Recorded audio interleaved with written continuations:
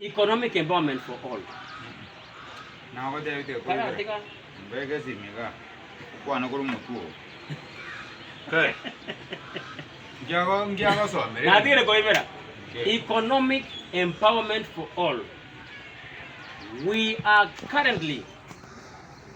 currently we are traversing, we are navigating in very tumultuous economic grounds or economic environments. The environments in which we are traversing as a people of this republic is not smooth.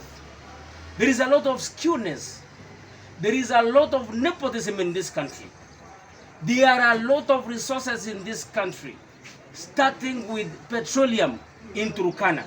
Lakini serikali na wale ambao wamekalia hii serikali wameamua ya kwamba hii rasilimali iende kwa wananchi wachache, iende kwa watu tunaita proxies. He knows what proxies are.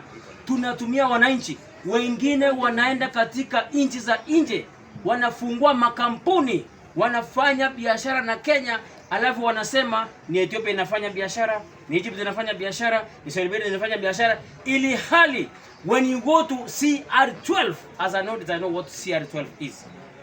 Ile list ya company, ukienda kwa CR12, it will give you the directors of any given company.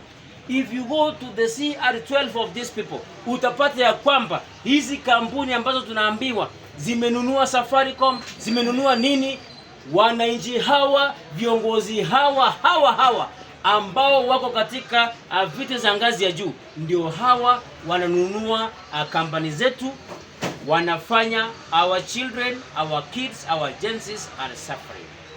Sandio? Kwa hivyo tumesema ya kwamba that one will be a thing of the past.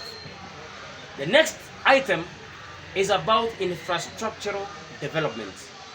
Mimi nikikubaliwa, nyinyi viongozi mkinikubali, niingie katika kile kiti cha uongozi, I will ensure that there is a lot of infrastructural development in all spheres of our development, whatever. Be it schools, tutajenga mabweni, tutajenga madarasa, tutafanya kila kitu.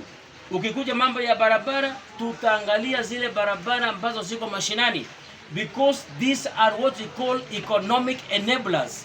You cannot expect a mama mboga to sell her products in daraja mbili if there are no roads.